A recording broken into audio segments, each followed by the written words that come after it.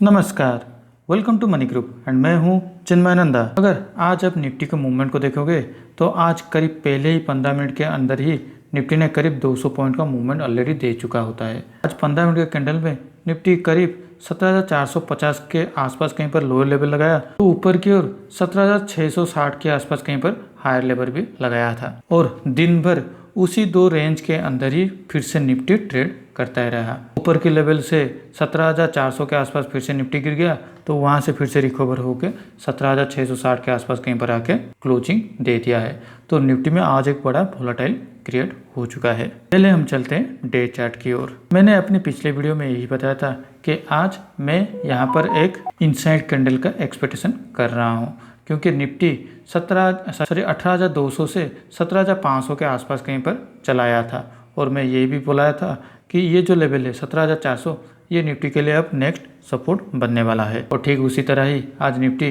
17,400 के आसपास कहीं पर से फिर से एक बाइंग अपॉर्चुनिटी देखने को मिला तो ऊपर की तरफ क्लोजिंग होते होते करीब 17,660-670 के आसपास कहीं पर आके क्लोजिंग दे दिया है और आज निफ्टी में एक शूटिंग स्टार कैंडल फॉर्मेशन हो गया है। यहाँ से अब आगे क्या हो सकता है देखिए, कल छोड़ के परसों हमारा यूनियन बजट आने वाला है तो कोई भी अगर आप पोजीशन लेने चाहते हैं तो ये ध्यान में रखिए कि कल का जो भी मूवमेंट होगा उसका असर आपको वेडनेसडे के दिन भी देखने को मिल सकता है। यानी एक फिर से एक हाई वोलेटिलिटी केस में हम लोग कल भी गुजर सकते हैं इस निफ्टी और बैंक निफ्टी के अंदर। तो कल के लिए भी आपका जो रेंज होने वाला है वो थोड़ा बड़ा रखना चाहिए। ऊपर की ओर ये जो लेवल होगा 17,900 का ये एक राउंड लेवल होगा जिस लेवल के आसपास से फिर से एक निफ्टी में एक शार्प सेलिंग हमें देखने को मिला हुआ था। और नीचे की ओर ये जो हमारा सपोर्ट है 17,400 का ये हमारा अभी सपोर्ट की तरफ काम करने वाला है। तो इसके अंदर का जो 500 पॉइंट का मूवमेंट है इस मूवमेंट के अंदर ही मुझे लगता है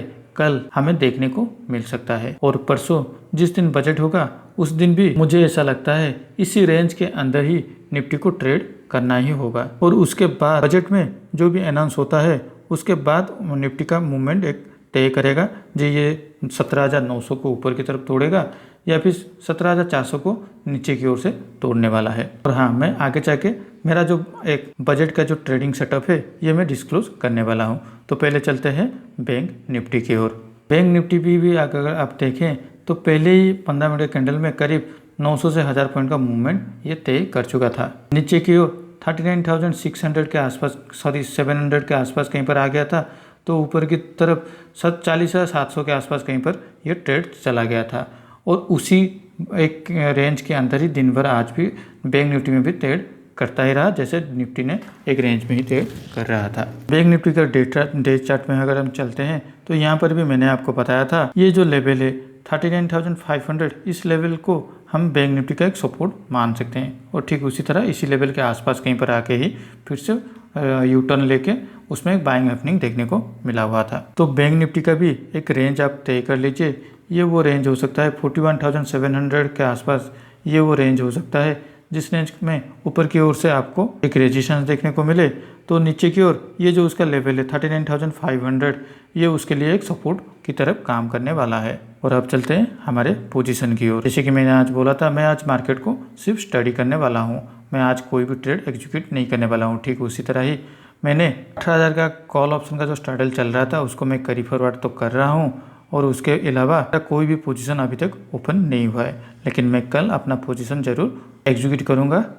बजट के लिए। बजट का जो ट्रेडिंग सेटअप है उसके पहले मैं आपको बताना चाहता हूँ हमारा इंडिया विक्स अभी 17 से ऊपर चल ही रहा है, आज करीब 18 के ऊपर भी चला गया था और ये वो लेवल है जिस लेवल पे आप अगर शॉर्ट पोजीशन में भी अगर आप होल्ड करके चलते हैं तो आपको रिस्क टू रिवार्ड के हिसाब से मुनाफा थोड़ा अच्छा मिल सकता था। लेकिन अगर आप एक हफ्ते या 10 दिन के नीचे अगर हम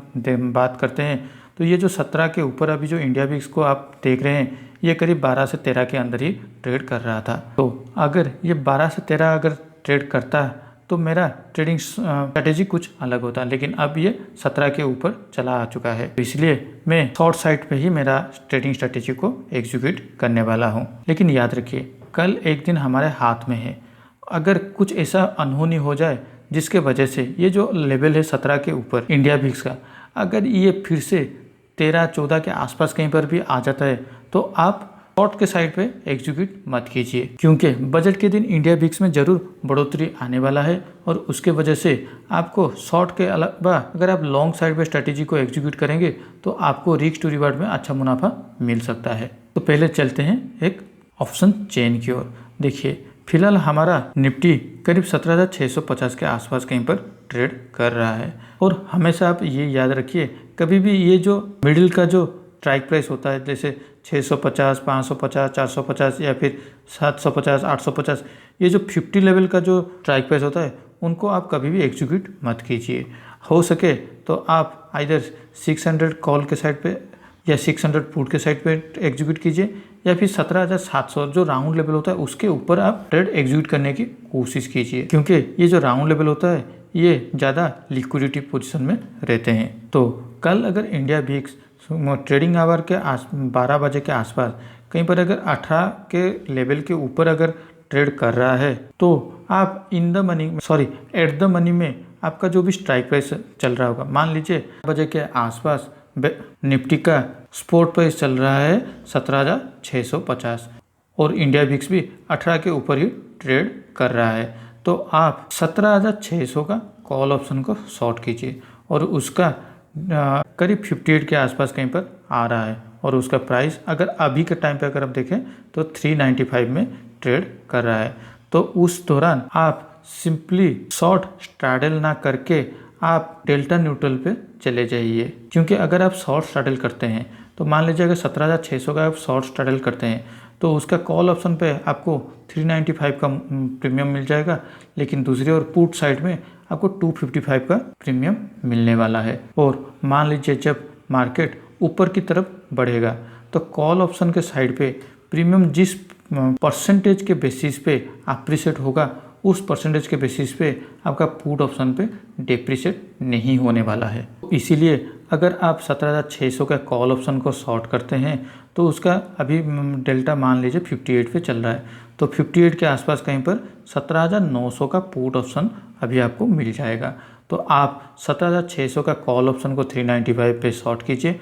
और उसके साथ 17,900 का पुट ऑप्शन को 388 पे शॉर्ट कीजिए और उसको कैरी फॉरवर्ड करते चलिए। और याद रखिए अभी तक जब भी बजट प्रेजेंट हुआ है करीब 11 से लेके 12 के आसपास कहीं पर उस टाइम पे एक आपको शार्प मूवमेंट देखने को मिलेगा। उससे पहले मार्केट एक साइलेंटली बिहेव करता ही चलेगा और 12 बजे से 2 बजे के आसपास ये जो टाइम पीरियड होगा 2 घंटे का, इस 2 घंटे के अंदर ही आपको ज़्यादा वोलेटाइल मार्केट देखने को मिल सकता है। उसके बाद मार्केट का मूवमेंट बजट में जो भी आपका प्रेजेंटेशन हुआ होगा उसका पॉजिटिव और नेगेटिव को समराइज करके करीब 2, साढ़े 2 या फिर पौने 3 बजे के आसपास कहीं पर आपको मार्केट में एक स्ट्रेट डायरेक्शन देखने को मिल सकता है। तो इसीलिए जब भी आपको आपका प्रॉफिट आपके रिस्क के हिसाब से मिल रहा है आप उस टाइम पे निकल जाइए। और हाँ, यहाँ पर आप देखिए अगर आप 17,600 का कॉल ऑप्शन को सेल करते हैं तो करीब मान लीजिए 400 रुपये का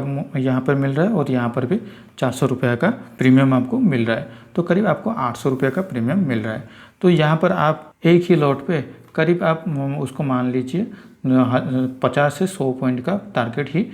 प्लान कीजिए और उस हिसाब से 1:1 पे ही आप बजट के दिन पे प्लान करने का कोशिश कीजिए, क्योंकि जब इंडिया विक्स का वोलेटिलिटी बढ़ जाएगा तो 1,000 रुपया 1,500 रुपये का अगर आप अमाउंट के बेसिस पे अगर आपका स्टॉप लॉस मेंटेन करेंगे तो ज़रूर ट्रिगर होने वाला है। तो इसलिए अगर आप 2,000 का प्रॉफिट के लिए आप ट्राई कर रहे हैं तो 2,000 का स्टॉप लॉस भी लेके चलिए, लेकिन याद रखिए आपको अगर 12 बजे से पहले आपका डिजायर प्रॉफिट भी मिल रहा है तो निकल जाइए। लेकिन अगर कल 12 बजे से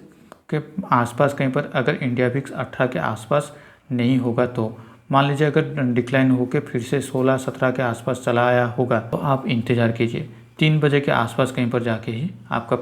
प्लान को यानी स्ट्रैटेजी को एग्जीक्यूट करने के लिए कोशिश कीजिए और उसको कैरी फॉरवर्ड कीजिए। 12 बजे के आसपास मत कीजिए। तो आज के लिए इस वीडियो में बस इतना ही। अगर वीडियो अच्छा लगा हो तो इस वीडियो को लाइक शेयर करके हमें मोटिवेट कीजिए। पर्सनल फाइनेंस शेयर ट्रेडिंग के नॉलेज के लिए हमारे इस चैनल को सब्सक्राइब करना ना भूलें। Thank you for watching my video.